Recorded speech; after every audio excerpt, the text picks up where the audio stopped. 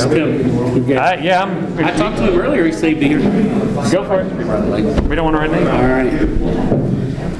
All right, we're going to go ahead and get this meeting of Economic Development Committee started, and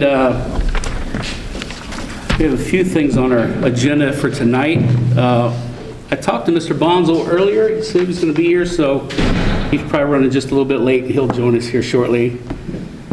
So to start off with, we have two CRA agreements that we want to have them kind of talk to us about. Before we get to them, why don't we have Tom Perry, won't you come up and you can, I'm sorry, I forgot her name. Catherine. You and Catherine can start off by just kind of explaining, first of all, what a CRA is, so people home watching will know what a CRA is and what we're looking at tonight. Absolutely. Go ahead, yeah. Sure. Good evening. My name is Catherine Fitzgerald. I'm with HCDC, and I'm on contract to provide economic development services for the city of Norwood. Just to give you a broad understanding of what a community reinvestment area is, it's basically a tax incentive for new investment in the city. So it's a real property tax incentive on a portion of new investment for real property. The city allows for up to 49% without school board approval. So that is what we're looking at this evening. So again, nothing gets taken off the tax roll. It's on new investment, not existing investment, up to 49%, and the number of years varies based upon whether it's a rehab, brand new construction, housing, or commercial development. We're looking at two commercial projects this evening. Housing projects automatically are eligible as long as they meet the guidelines. Commercial projects require this committee to approve them, and then they go on to full city council. Okay. Thank you. Great. Tom, anything? Yeah, I just wanted to add again, I think these are two really neat projects because we have one bigger business that's been existing in the community for a while that's really trying to expand and make a bigger investment in the community, which is outstanding. And then we also have a smaller business that's coming in and trying to renovate a building that, quite frankly, is kind of falling apart. So it's great to see that kind of investment in the community. We're seeing a lot of momentum. And I think these are both really great projects. Both entities are going to put a lot of money into rehabbing their spaces to fit their needs. Great. You guys have any questions? Either of you? We will probably, we're receiving these now and then we'll review, and are these just going to go straight from here to council? Yeah, they'll go from here to council. If we're okay with them, then they'll go to council for council's vote and approval, correct? Absolutely, yeah. But I mean, I haven't had time to, Oh, yeah. to review these. Okay. So are we planning on sending them out to council after this meeting? I would say or it'd probably be another on meeting? for maybe the first one in March. Okay. Give us time to. Yeah, instead of, having a quick turnaround. Yeah. And then, Tom, if I could request that the other council people get copies of these as well. Absolutely, yeah. And if you're able to get them out tomorrow or Friday for packets, that way they have them. Sure. And they can review them over the next couple of weeks and ask any questions as well. Yeah, that's not an issue. That'd be great. Cool. Yeah. I think to good. clarify as well, the 49% is on the improvement, right? So it's not on Correct. the improvements. Okay. That's right, yeah. So it's property tax, so. Right, so it's not just on, just like anything and everything, it's on strictly just the improvement parts Correct. of whatever they're doing, So would not purchase. it's basically like you make improvements to the property, which increases the value of the property. Correct. 49% of that is deferred. Correct. So it does not include the land. Right, it's just the actual physical To the improvement. land, right. Okay. And I'm looking for it in here. You said the time frame you don't know, or you do know. Are they in here? Both of these are. 12-year. 12 years. Right. Yeah, because they're renovations. Both are renovations. New builds can go up to 15 years, I believe, and then renovations are 12, so. Thank you.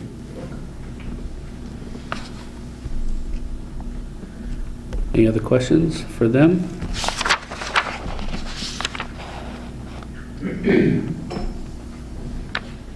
I mean, I won't be able to read it all, so we'll just find it.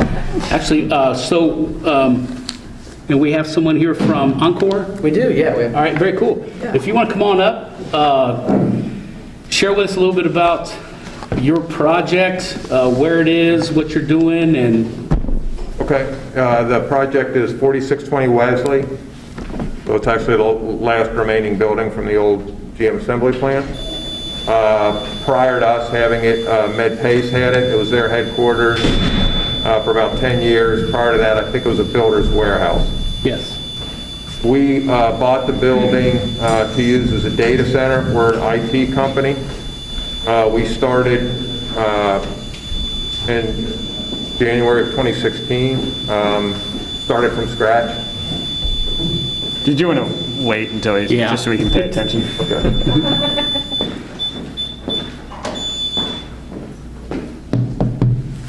Whenever we have a late councilman come in late, the alarm goes off.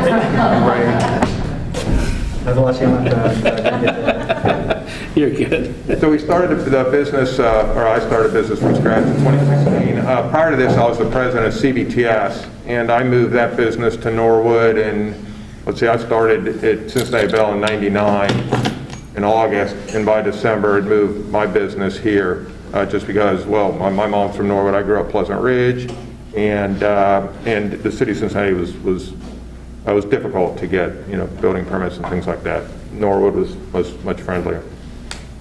So then CBT, Cincinnati Bell, decided to move all that business out downtown, and so I disagreed with that and decided that I was going to open my own business and I was going to compete with them, and that's what we have there. So if you look at Encore Technologies, it basically is the same thing that Cincinnati Bell Technology Solutions did. I started that business, as I mentioned, and this business is replacing it. So the business, we started out with one employee, me. We have 200, a little over 200 now. Our revenues last year were 137 million and change. And we have a 10,000 square foot data center in the building now, which I built initially. We invested about $8 million in that. We have another customer. That customer is Fifth Third Bank. They are looking to move their primary data center out of Florence and into our building in Norwood. And it's going to be another between $8 and $9 million investment that we're going to need to make to do that. With that investment will also come jobs. We're building out a portion of the building for Fifth Third. They're moving jobs there, and it'll be around the clock, 7 by 24. So they'll have 3 shifts, and we'll continue to add jobs as we continue to grow, both in support of this project and many other projects that we're working on that don't necessarily require capital, which is why I'm only here to talk about this one. Great, sounds good. Any questions? Well, we appreciate your continued bring business here to Norwood, and we appreciate that very much. So, Well, you've been very friendly to us, been very easy to work with. Mark Reeves couldn't be easier to work with. Every time I need something and I call him, he's been absolutely fantastic, and happy to be here. did I see in maybe one of the other meetings that you guys are you the one that's going to be fencing off? Yes. To where for security purposes? That was part of the requirement for Fifth Third, yeah. Yeah. Okay. Can you describe that just a little bit? The fence? Yeah. The back is done, so if you want to look at it, you can see what it's going to look like. We don't want to put the others because if we, assuming this deal gets done, we're going to move some very heavy machinery there, huge generators, and so that's why it's not complete. But ultimately, it's I consider it a tasteful fence. It's a black, not wrought iron, but it looks like aluminum, but it's not. It's a very heavy fence. our employees, whoever goes into the building, will now need to go through man traps. Cars will need to go through a sally port in order to get through the fence. So it'll be a much more secure building. We're actually going to put a security hut within the building, which has bulletproof glass, where their security and our security will sit. It's a 7 by 24 facility. So it'll be, it'll be really an impressive facility. There'll be no more cutting through off of Wesley over to Forest anymore. No, and I'm so tired of dodging cars and playing Frogger when I walk through there in the morning. I can't wait. Yeah, I can imagine. You can still cut through, I think, but you're going to earn it. Right. Any other questions? Thank you. I did have a question about the, I kind of heard that if you have a CRA and there's more than $1 million of new payroll, that there's potentially some share that might have to be given to the schools. But I didn't know if Tom or Catherine might be able to talk about that a little bit. So we, If you can go to Mike, that. Tom and I have been working on it. Come right, yeah, just so people can hold. So Tom and I have been working on it. It really doesn't impact the company, so don't worry, John. So, yes, it's called revenue sharing. If the new payroll exceeds $1 million, the jurisdiction is required to work out an agreement, a revenue sharing agreement with the school board. If they don't work out an agreement rather, within 6 months of the CRA going into effect, the new earnings tax on the new employees is split 50-50. So as far as I can tell, we've been going through all of the residential and commercial CRAs. As far as our inspection has indicated, there hasn't been a revenue sharing agreement to date on the commercial agreements, CRA agreements that the city's entered into, because none of them have met that $1 million in new payroll threshold. So Tom is very well aware of it, and so is the mayor. And that is something that the city is going to have to negotiate with the school district. Is that something that's done like now? You said 6 months from when the CRA goes into effect?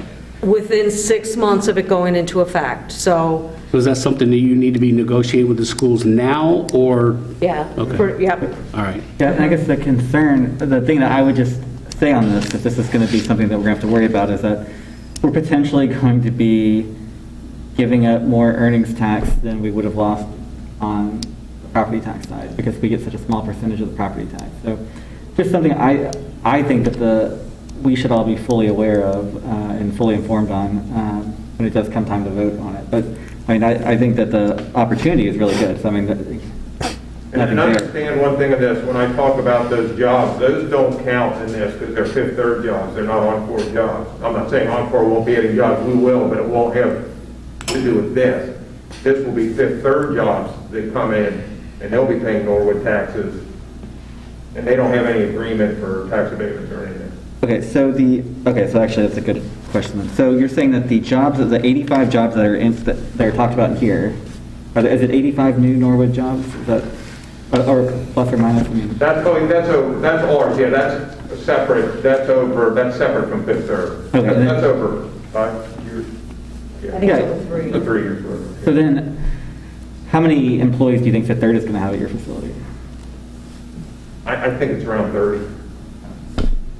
Something say 300, but that's 30 is good too. So, No, yeah. Yeah, we're really trying to get you, I think, to the point. We're just trying to replace MedPace, Yep. essentially. So just keep growing with us, and I think you'll get there. No, but that's helpful. I just think, Tom, we just need to make sure that we understand what we're potentially giving up if it is something that we're going to have to give up in the future. We would just be giving it part of the new payroll, correct? It wouldn't be. That's correct. So it's only 50% of the new payroll created. I get you. I just think we should be fully informed. I'm not saying that it kills anything. I'm just saying I think we should all understand what we're voting on. Is all I'm saying. So. Good. Anything else? Thank you very much. We appreciate it. Thank you. Thank you. And then we have Patel, Norwood Manor.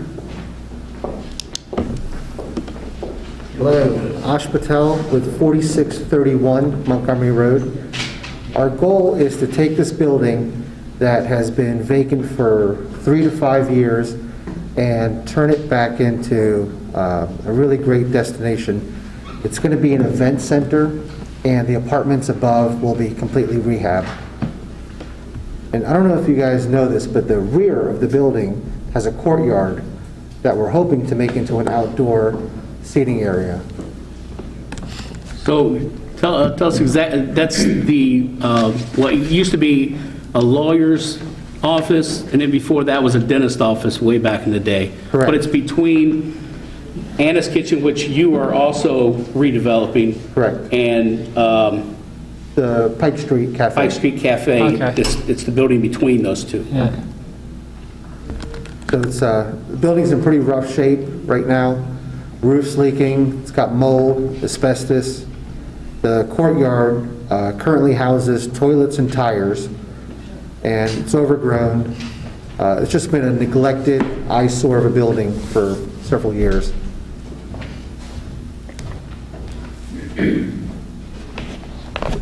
And like the previous gentleman mentioned, Norwood's been a charm to work with. I've done redevelopment in a number of municipalities, and being this close to the center of Cincinnati instills fear in a lot of people that are doing development work, but Norwood has been an absolute breeze. Great people to work with, timely answers. It's just been a great experience so far. Very good. Well, that'll be nice to spruce up that block with not only Pike Street Cafe, which is already opening.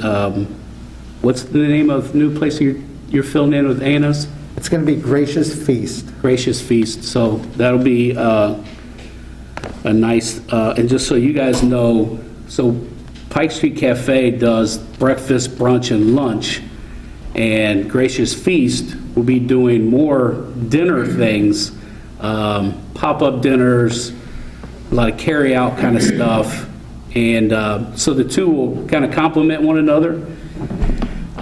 With this particular building that he's talking about, the 4631, with doing that with the courtyard, there is an entrance from the back side, which is really nice because anyone that would be coming into an event there can park in those two back lots, municipal lots on Station by the school, and be able to come in that back way. So that'll be a nice addition there as well.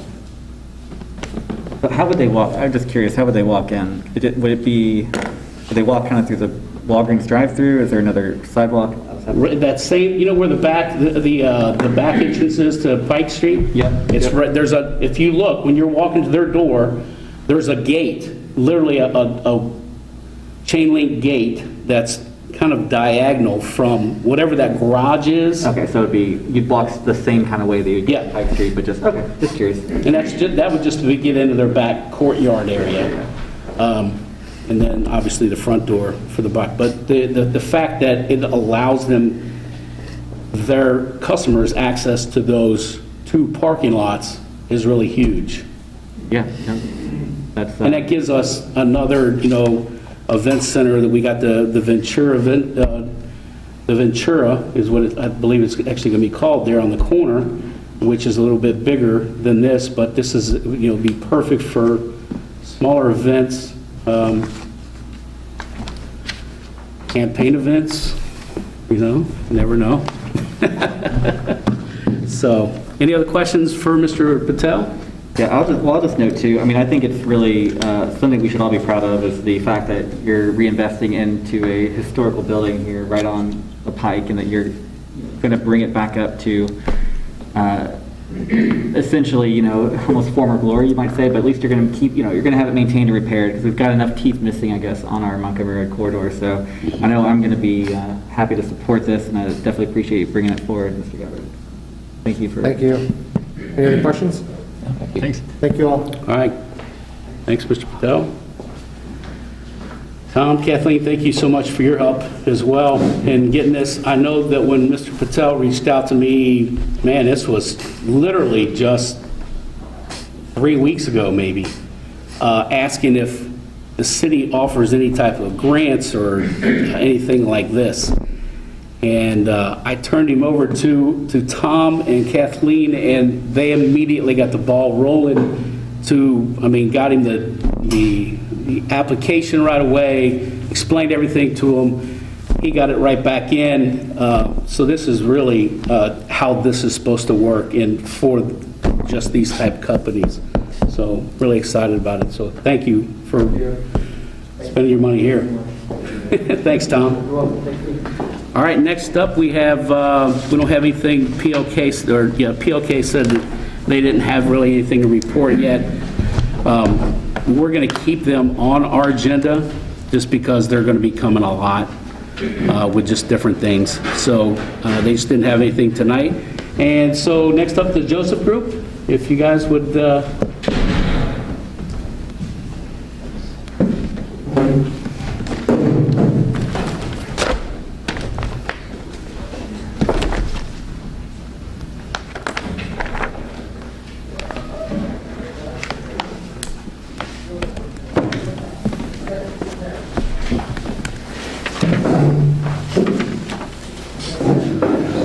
A couple of things I'd like to hand out. My name is Tom Tepe. I'm an attorney for the Joseph Auto Group.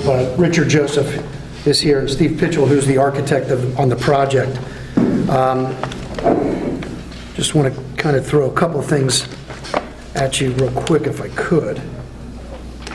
May I? Sure, absolutely. Easier if I just do it this way.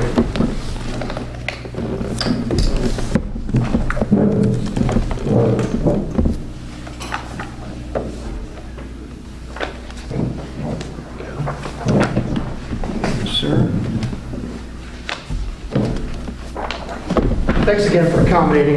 When I saw the weather and it was going to snow, then I said, oh no, not again.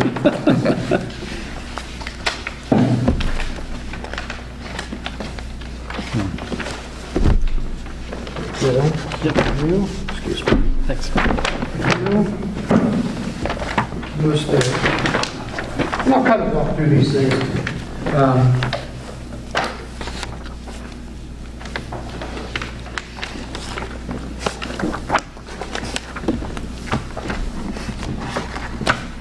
Thank you.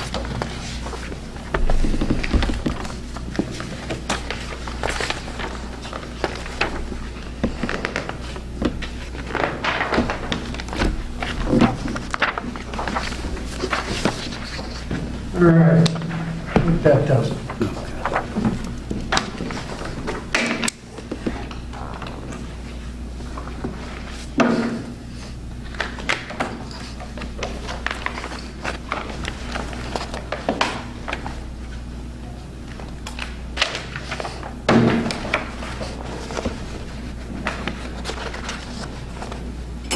Apologize for the delay. Again, I have the pleasure to represent the Joseph Auto Group tonight. He's very excited about this new project. What they're going to do, obviously, is they don't own the current location where the VW site is currently. They do own the property there located next to Stones and just north of the bike trail. They are been a long time corporate citizen of Norwood and hope to continue to be so. And I just want to make sure that there's been a lot of communication that we've seen, above ground, underground, everything about this project, and we just kind of wanted to go over a couple of the highlights about it. In addition to asking for a PUD to be approved, it came to our attention very late on that we need to have an ordinance amended. And you're going to say, well, what is this ordinance? Well, there was an ordinance that was enacted in 2014 that specifically prohibited basically what they're trying to do, auto-related uses. So one would say, all right, Joseph, then why did you spend that kind of money for that property knowing that the only business that you guys are in is prohibited on that property? And I'll ask that you please pull this one up. This is this piece of paper I gave you. I got this piece of paper, this packet, from my law firm's transaction file associated with it. As part of the due diligence, the Joseph family, through our law firm, contacted the city of Norwood and Mark Reeves, and you'll see, asked for a couple of questions to be answered. Mind you, this is before they purchased the property in November of 2017. The ordinance prohibiting auto-related uses, I think, was enacted in 2014. Excuse me. You can see number 2 that says the property is zoned GBD, PUD, and may be used for the purposes provided in 1143 and 1155. Well, 1143 is the GBD section, and 1155 is the PUD section. There's also a section 6 at the bottom that says the owners can rely upon this letter. Nowhere is the ordinance prohibiting the auto-related use ever referenced in this zoning information received from Mark Reeves. Also that was sent was the very, very last page. And the reason I'm going through this is because I don't want people to think that they just don't like the rules of the game that are trying to change them out. They didn't know what the rules were. Had they known that that ordinance existed prohibiting the use that their business is, would they have bought the property? He can answer it, but the answer is probably no. Probably not. Probably not. The very last page of this was a zoning map that was included in the information received from Mr. Reeves. What I find very, very interesting is this is in place at the time of the receipt of this information. You will see there's the legend up at the top left, right? All of these different colors associated with the different zoning districts. Below that, there are 3 PUDs that are referenced in the city of Norwood, right? And to the right of those, there's a specific ordinance reference. 2014, 1, 2, and 3. Again, nowhere in any of the information that the Josephs got from the city of Norwood is there a mention of this ordinance that was adopted in 2014. These were adopted in 2014. But, so they went into this thinking the property is zoned GBD PUD that would permit the use that for which they bought the property. I think the information would have been extremely helpful and enlightening to them prior to purchasing the property. They didn't have it. And I'll fast forward, when this project was getting off the ground, we met with Mr. Reeves. This was in, I'll call it summer, I think is when it was. No, at no time was that ordinance ever referenced. We met with the mayor and Mr. Perry, who was here. At no point was the ordinance ever brought to our attention. We met with Mr. DiNardo, and at no point was that ordinance ever mentioned or brought up. And it wasn't until, I think perhaps you may have brought it to our attention, or somebody else. I think I saw some correspondence from you, sir, that said, oh, by the way, here's this ordinance, right? So that was the very first time that the Joseph family was ever aware of an ordinance that prohibited auto-related uses on the property that they bought. And this was, they bought it in 2014, or excuse me, 2017. This was July, August of 2020. So that's why we need to have this, we're asking that the ordinance be amended. They didn't know about it. The information was requested. You know, we also have a letter from the mayor at the time who said, heck yeah, I'm supporting the redevelopment of the property for the VW. I mean, at no time was the ordinance ever referenced. So that's why we're here. We're asking for council to enact some legislation that would allow them to move forward with this development. They don't own the existing property, so, and therefore, and if you look at it, frankly, sorry, it's tired. It's time. It needs to be done, and VW said that as much. They said, that's it. This site's too small. It doesn't meet our current standards as it relates to the like kind of quality of the buildings that they want to have as their showpiece, and so that's why we are where we are. You know, the information that was not provided, obviously being the ordinance, I mean, brings up a whole litany of legal issues that I hope to be completely avoided by a favorable vote of council, because they believe in the merits of this project. I think it's good for Norwood. Not everybody will tell you that they love it. We've seen that.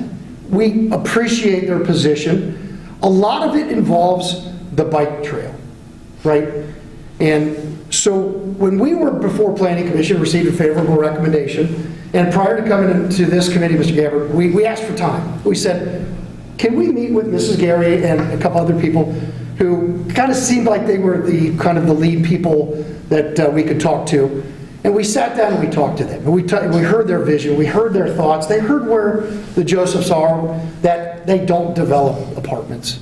with the coffee. That's just not what they do. They're car dealership owners.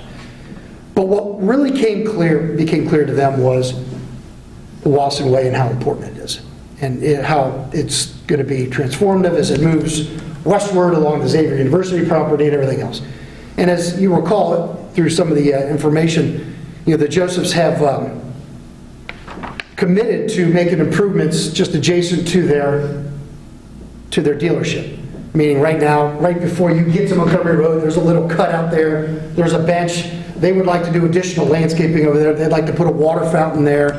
They would like to put maybe, like, I think it's a bike pump, something like that that's conducive to the Wasson Way. And the landscaping, the additional landscaping is to help soften that view. If you go down that bike path, there's some pretty hard scapes as you go eastward from Montgomery Road, and they want to make sure that what they're doing, A, looks good because they're spending a lot of money on this thing and they're proud of it. B, they want to make sure that they listen to the people as it relates to the Wasson Way.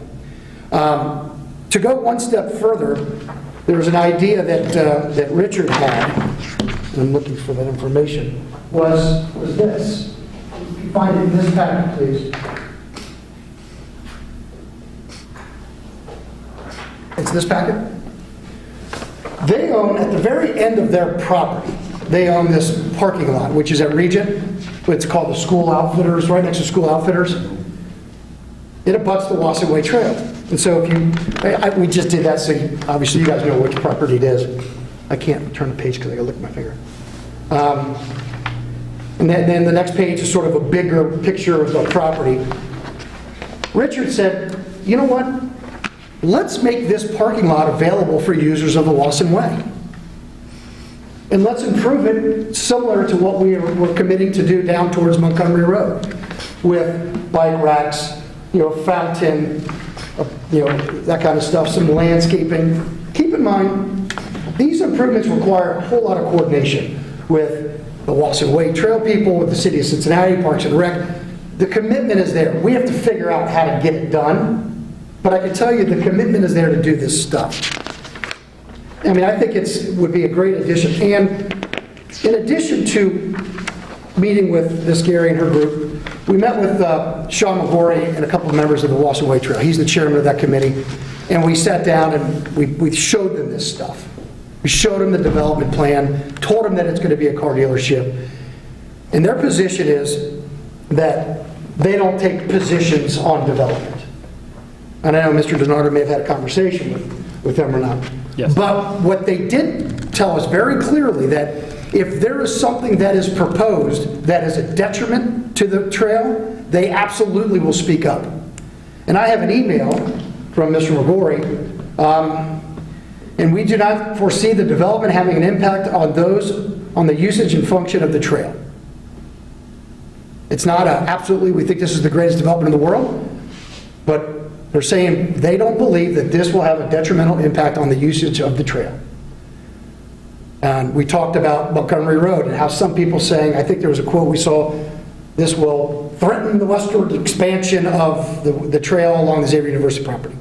And that this car dealership will make it more unsafe for people to cross Montgomery Road, right? First of all, it's a state and federal highway, and you have to deal with that as it is.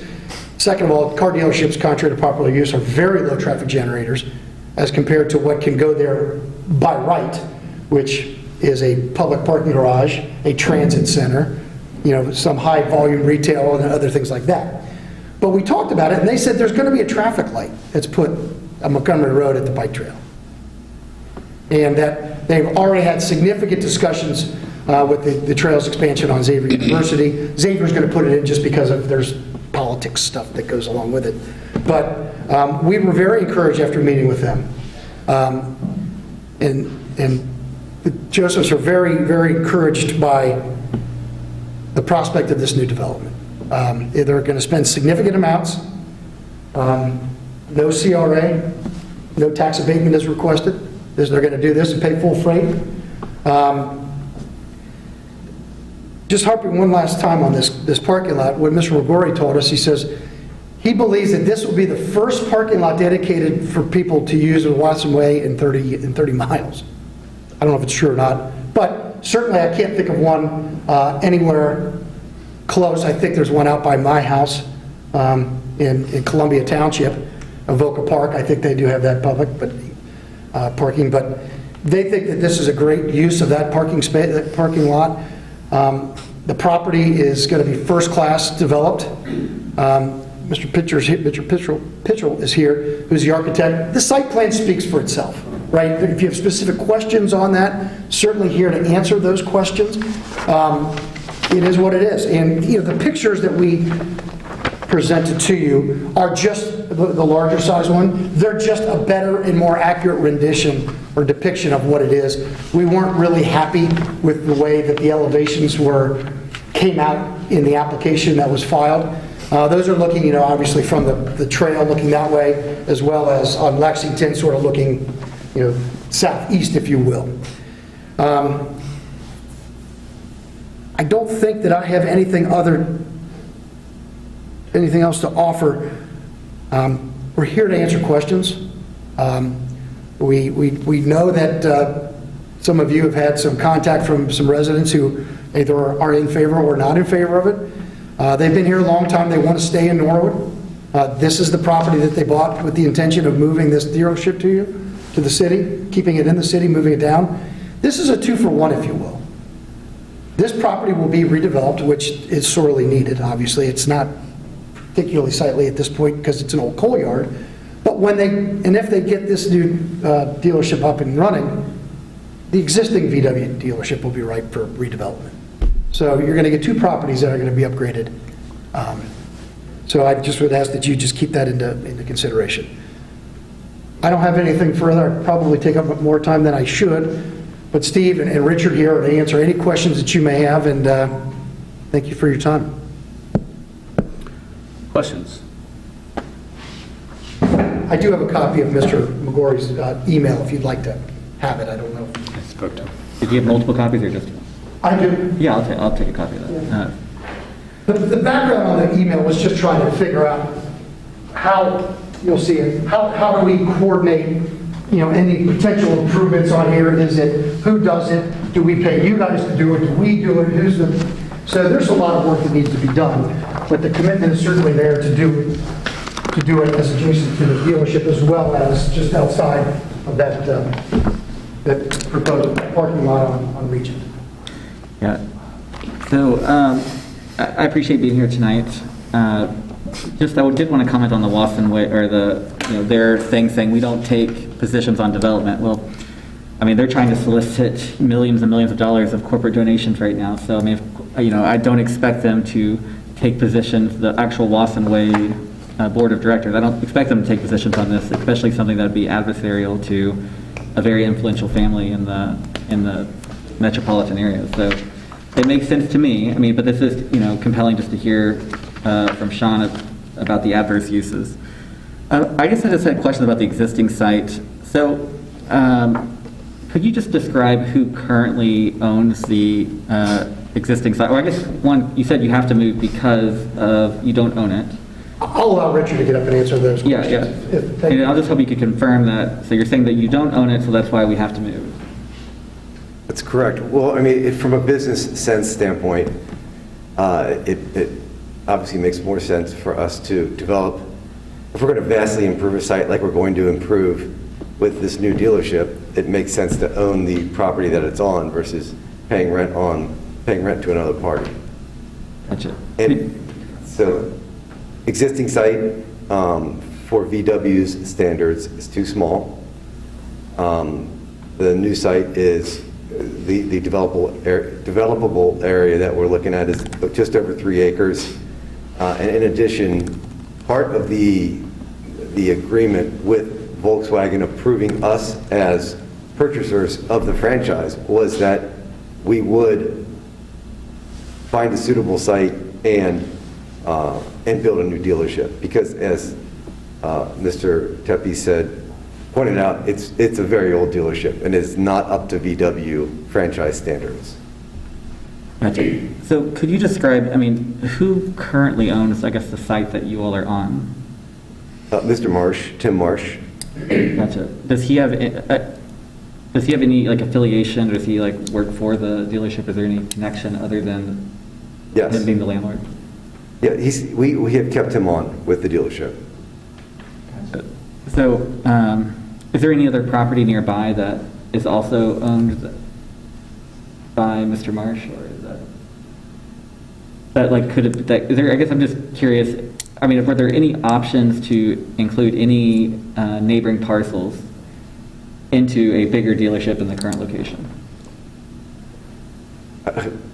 Frankly, we would have loved that, but no.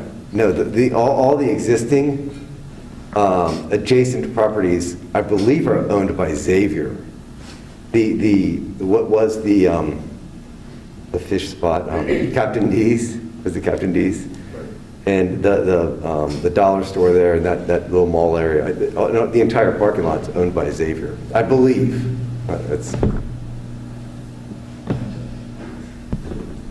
Mr. Marsh owns, if you look at our lot,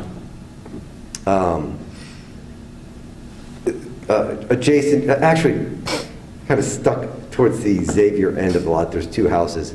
I believe those two houses are owned by him also. I'm pretty sure they are, as part of his entire property ownership, but that's a small little footprint. Sure. Thank you for your time. I have a couple questions. Yes, sir. This is probably more for the lawyer. I'm sorry. In essence, what you're asking, or what's happened is we didn't know what the law was, municipal law ordinance. We didn't know what the law was. We made a decision.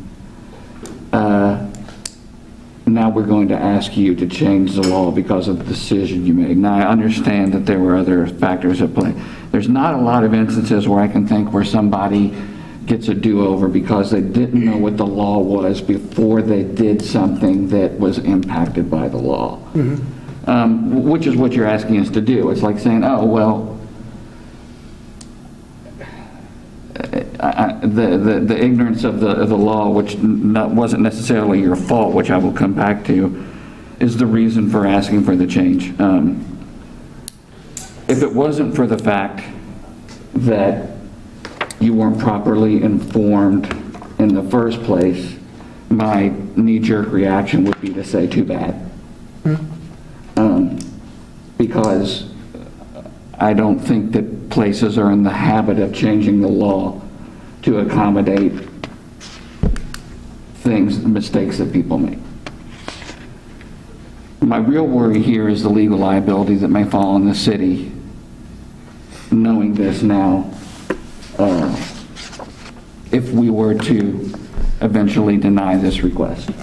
Or if we approve the request, that's great, you get to do what you need to do. We deny the request, I could foresee a lawsuit coming saying we weren't properly identified, we weren't properly informed about this particular ordinance that was on the book. We made a significant investment. I'm only assuming that you would look to recoup some of that investment legally from the city. We have our associate law director here who might have an opinion on that. To me, that is the major, of this entire situation, that is the major worry. Well, I don't want to see a protracted legal fight coming out of this. I would just say, I think that we should probably, I don't think Mr. Gary is going to be willing to speak in public on this. I think we should probably even avoid talking about any of the legal aspects of this until there can be, maybe we can have an executive session to... I don't disagree. I want to stick to the merits of this. I want to stick to the merits of this. All I would say to you, sir, is I don't know what else we could have done, right? What more could we have done to try to find out what the property zoning is, which that ordinance affects the zoning, than to ask Mark Reeves, who's the guy, who says, here it is. And then a letter from the mayor says, can't wait. So we did, and we're pretty good at That's fine, I get it. My point, and before we say anything else, is I don't think this is a matter that we solve sitting here in committee, and potentially not one we solve by voting for on council floor. This is potentially a legal matter that I think we need legal counsel on as counsel for this city.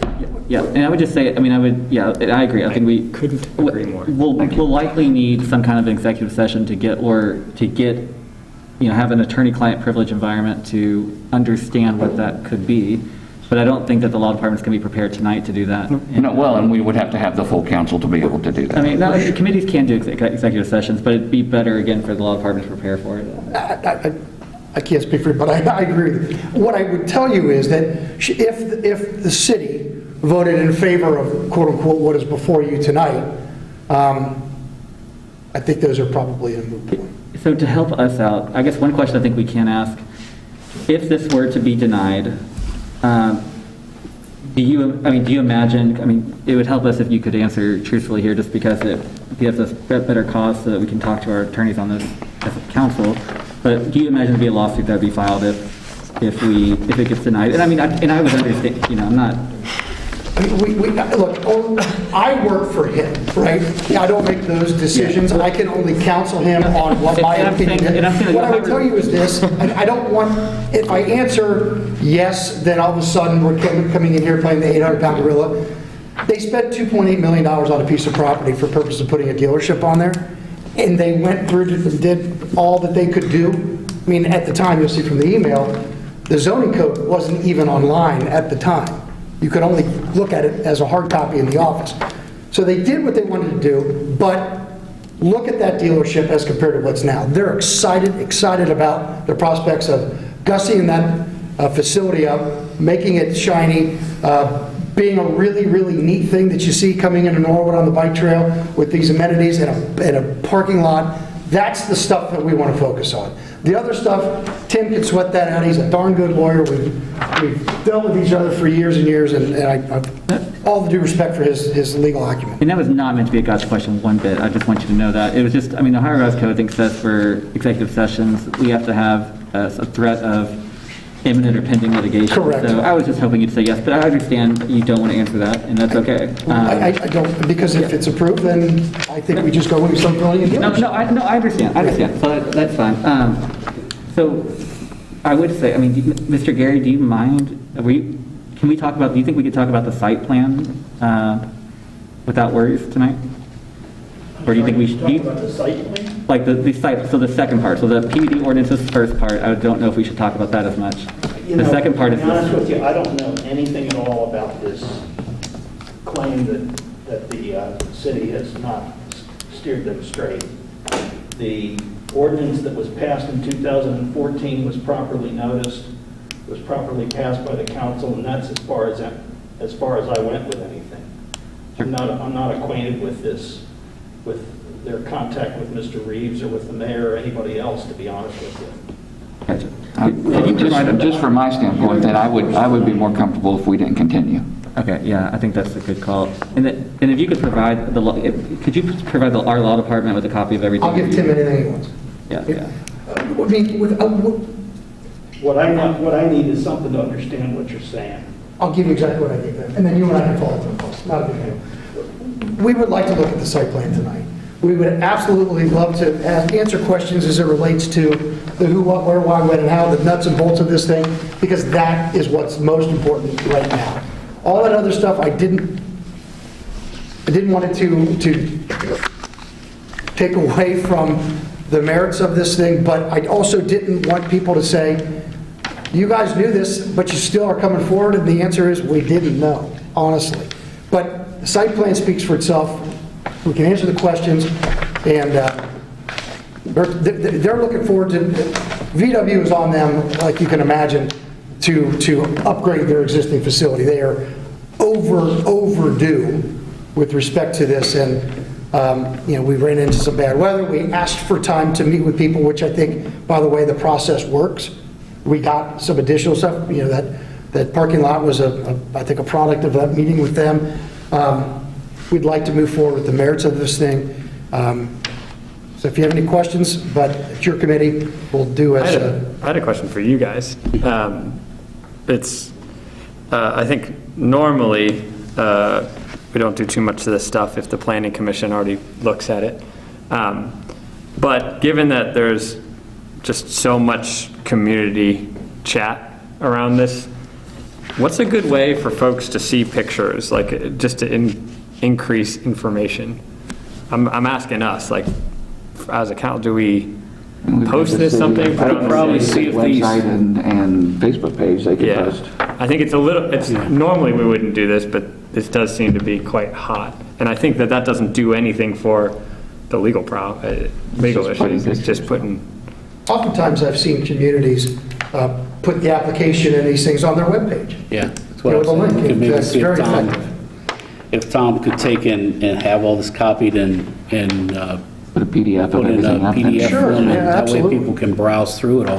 yeah, that doesn't sound like it's doing anything wrong, right? It's just It's just putting information out there. putting. It's all public information right now since I've given it to you, so. Yeah, it's just more, we don't normally do that because the planning commission kind of does that first gate for me, or at least in my head it does. But in this case, this does Well, I seem mean, it is, kind of hot. it is going to be a public hearing, before council on the first meeting in March, so. It's the 9th, correct? Yes, the first, or second Tuesday in March, so, yeah, the 9th. I think there's one question, though, I think that I feel like it'd be very legitimate to ask here. So what can we do to get that building closer to Montgomery Road? I mean, that is, if we didn't have a PUD in place right now, it would be out of compliance and zoning. And I'm not talking about anything in the special stuff in PUD, I'm just saying if it was just general business district, from everything I've heard, it would be out of compliance. So what can we do to get that building closer? Because I think that is, in all of this, site, everything, that is vital to have that, to not have a bunch of cars lining Montgomery Road. I mean, we could, That's one of two things that have been the two biggest issues that have been brought to us, but at least to me, and Yeah. I think we We all got get the the same same emails, yeah. Two issues is, one, if this gets approved, why can't it be, closer to the street so we get away? What we're trying to do is whenever something comes into Norwood, Surrey Square, we would love for Surrey Square to be redeveloped and the store brought to Montgomery Road and parking in the back. We don't want to see the cars anyway, the whole thing. So that's number one, and then the curb cut, right? curb cut, yeah. Yeah, the curb cut right there on Montgomery Road, which you alluded that there could be a potential light that goes in there, and I don't know that you would still be able to, if you were headed south, be able to make a left, at that particular spot with the way traffic is through there, but, I mean, that's to be seen. Those are the two main, things that come up in virtually all the emails that have been circulating. Yeah. So the first question. Just because there's people at home. Yeah, just so people at home can hear. Sure. So the first question, as far as moving it closer to Montgomery, a lot of the specs of the building, the layout, no, I shouldn't say a lot, it's dictated by VW, and that's how they wanted it, was set off the road. This is the way they do things, set off the road with the white frame that's shown there. And the second consideration is, just from a traffic pattern standpoint, getting cars in and out of there, it's because it's a very narrow lot. The way that it's set up with the service department off of Montgomery, which this, from a business standpoint and from a VW corporate standpoint, makes the most sense, and this is how they told us that they wanted it, and that's how Steve drew it. So it's, I don't, I guess we could ask, I don't know, number one, if they're going to put it on Montgomery. If we could move it closer, we can always ask. The traffic patterns would be what concerns me the most there. You enter the service coming off of Montgomery Road, you drive right into the service, correct? Correct. If you were to bring that up, I think there's a concern that there would be some, We would want a log jam. there would be back some onto stacking that potentially would go into Montgomery Road. And also, if you bring the Through the curb cut there. well, the curb cut is vital to the operation of the I business. mean, but that's where the service comes in at. That's correct. But they're also going to utilize Lexington a lot. I mean, that's a very, very important part of it. But, that Montgomery curb cut is vital to the internal operation and circulation, circuity, if you will, of how this has been laid out by VW. If you think that the dealership or the VW doesn't have all the power, they got all the power. It's their way, period. So, and we have heard that. We've heard both of those issues before. And we, looked at it. I don't know if it's something, again, you're willing to go back to them and talk to them or not, or if you already have. I don't want to waste time. The shorter answer from VW would be they prefer it further back from the road, honestly. I've done a lot of these dealerships, I've done VW dealerships and other brands as well. Further back from the road in this case because the service entrance is in the front. That, like Richard said, that is mandated by VW. You can't enter the service on the side, into the building. Physically drive your car in. So if it's set back from the road, early in the morning, most of the service customers come in, and there's some room for them to not be backed out onto Montgomery Road. Ideally, it'd be further back from Montgomery Road. The other thing, nobody said, if you bring the building closer to Montgomery Road, and I think I think what you're talking about is actually right on the property line. Now you come out of the bike path and you've got your hazard again. I would say, it doesn't have to be at the property line. It could be 20 feet, within 10 or 20 feet. There could And be then some. the third thing I was going to mention was the cars are up front. And this is a VW thing, but it's a car dealership thing. They're selling cars. So it is a little different than a Starbucks that can be out in front of the road or something like that we can park in the back. They're selling cars. So they want the cars to be out in front. And I hear you. I understand that they're selling cars. I would just say that we have a zoning code that's geared towards creating a pedestrian-oriented environment.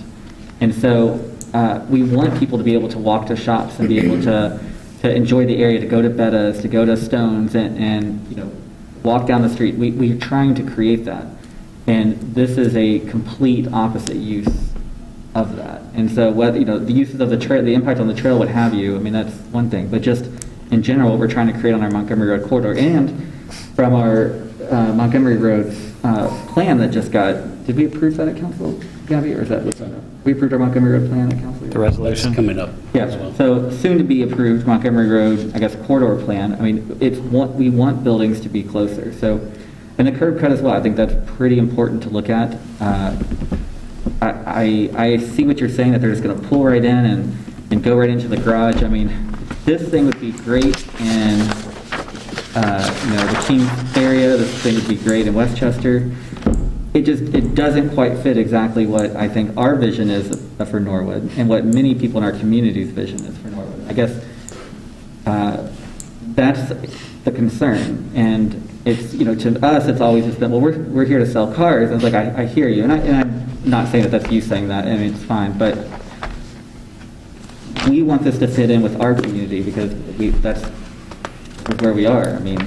So that's what I have with that. Keep in mind what Mr. Tempe said about the 2-for-1. I guess the way I look at it is, now you have a rundown rail yard that's been that way for 20 years. I don't know how long. Just as long as I can remember. It's been like that. If we don't end up not putting a dealership there, I don't know what will become of it. Who knows? Secondly,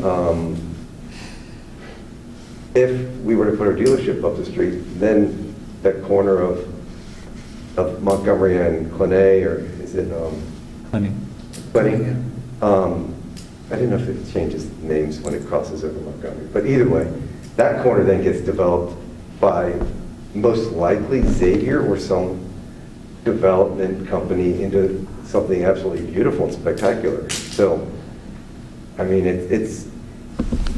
you're getting uplifted on both sides, and it's just the way I would foresee it happening, that it would be a vast improvement on both sides.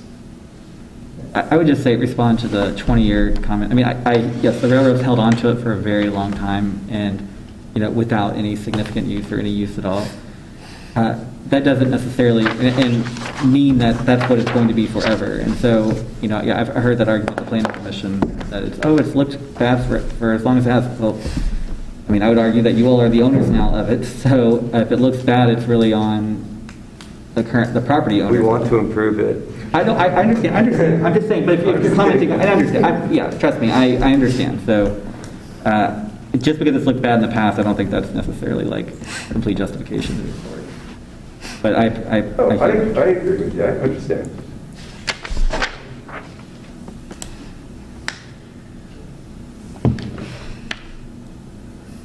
Any other questions? I think we definitely are going to need to probably bring this up at council on Tuesday and be able to talk with Tim about, how do we proceed on this either way. Just kind of get, legal advice from them. But any other questions from you guys? No, very clear. We appreciate you guys coming tonight. Thank you. Regardless of which way this goes, I appreciate you taking the time to come tonight. Sorry it's been, obviously the weather last week and got taken back from us from a little bit, but we appreciate your patience with us and everything as well. We will, talk with, our law department, have conversations with them, see which way we need to proceed on these, and then we'll get back with you. Somebody, you Yeah, will? me or Mr. Gary or somebody will. Okay, One of us great. will, yeah. We have council Tuesday, so I'm not sure if we'll be able to put it on that at this point yet. I mean, that's, again, I'll have to check with him and see if we can get it to where we could do. Yeah, and there won't be any, I think what Mr. Gabbard is referencing is potentially an executive session for us Sure. to be informed. There won't be any official action before the public hearing. So there's no need to worry, I guess, on that. Right. I don't- Council go into executive session, come out with no action, formal action. Correct, yes, correct. Understood. And then we still have you scheduled for March 9th for the public Great. hearing there. Can you make sure that other members of council that are not present this evening would receive copies of those also? I was going to see if they're beyond just the members of council. I was going to see if we can put it on like the website or whatever the heck it is. Which I think. I think he's talking about the- You're talking about the evidence that you're trying to bring here? Well, yeah, I mean, whatever you guys put on the website, whatever you think needs to be put up there. well, But as far as the other. yeah, that probably won't. Yeah, be. yeah. No, I didn't envision that it would, but I think it would be helpful perhaps that be transmitted to the other. I get what you're saying, and yes. When you send the law, I don't know if you're planning on sending PDFs to the law department with the evidence. If you could, if you do just give them PDFs, we can make sure that. I'm going to give Tim copies of them before I leave this evening. Okay, well, we can probably scan them. Great. Okay. Well, thank you for your time. I appreciate it. Thank you all. Thank you, gentlemen. Yeah. We appreciate your time. Yeah, appreciate it. Thank you. All right. Cool. We actually finished quicker than I thought. Pastor James, did you have any words that you wanted to share tonight? You asked if there was going to be any hearing from the public. Well, in all due respect to everyone's time, I'll make it as brief as I ever have. First of all, mark on your calendars, February the 27th will be our second Black History Month parade right here in Norwood, Ohio. The very first time in Norwood's history. And I want to commend, along our first celebrated parade, there were folks that were cheering us on and really showing an appreciation for the things that mean a lot to the African American community, and that meant a lot to us. And I want to also give kudos to Councilman Gabbard, who came and really saw and witnessed the tears and the joy and how excited people are. And recently Xavier was part of a vicious act of hate, and to see those students come together, and we were able to partner together and come for a ceremonial celebration. It was phenomenal. But on February the 27th, every street in Norwood is going to be traveled simultaneously. And we will have banners on all the cars, balloons, but there won't be any resident in Norwood that won't be able to say, that will be able to say that they're not aware of Black History Month. And the way we're doing it, just so you know, the legal department's listening, or the police or whoever, It's public property to drive your car down any street. And as long as we don't impede upon the traffic or anything like that, so they're just going to drive as if they're driving home, and they're going to be balloons, but we really want Norwood to come out. It's great to see all of these One second, guys. cumbersomes, 1 second, guys. all of these cumbersome details, but this is real simple. We put up signs that say Black Lives Matters. I get it. But come out from your houses, come out from behind the signs, and let's show. The reality is, I sent all of council the invite. I haven't gotten any notices back. I sent a message out to our wonderful mayor asking for a proclamation. Didn't get an email back even. Not even, hey, it's a good idea. We've got to stop how we used to operate. When you see somebody doing something good, guys, at least email them back. And let's not wait until we come into council chambers and you don't even call me. You don't even say hello. But then you get folks coming spending money, and then you want to say, oh, by the way, this is Pastor James, and da-da-da-da. Hogwash. This isn't about politics. Black History Month is not a political thing for us. It's a life journey. So show black people that they really matter by participating. Economic inclusion. When you eat, we want to eat. When you build, we want to build. But we've got to do it together. And I believe that we can. I believe we're moving in the right direction. But we've got to cast out that old. And I'll just leave with this. I'm personally so embarrassed that intelligent people would look at stuff, and we can see how Norwood has worked for years. The blind leading the blind. And then they come and now you got to redo stuff. Let's get stuff right the first time. And then we don't have to embarrass ourselves. Of course, my attorney isn't here, but if he were here, he'd be going, uh-oh. You guys know that. So let's work together. Let's show how beautiful Norwood is. Let's correct the wrong. And just because some of your peers don't reach out, you stand up and stop it and say, hey, I cannot do that anymore. Or let's just keep embarrassing ourselves. I love this community. I'm so grateful. February 27th, please come out. We're also having some soul food cooking. Go on www.elevationsenrichment.com and find out how you can compete. We've got children and adults trying to cook soul food out there now. And at the end, one person's going to get a $50 gift certificate to a local soul food restaurant. God bless you all. Watch our movies on Saturday night. We're moving in the right direction, guys. Let's just keep it going. And when your peers don't want to reach out to a man that looks like me, tell him shame on himself. Everybody has a right to be treated equal. Talk to your peers, guys. God bless. Thank you, Pastor. All right, if there's nothing else, this concludes the Economic Development Committee meeting. Thank you. Thank you. You guys want to sign?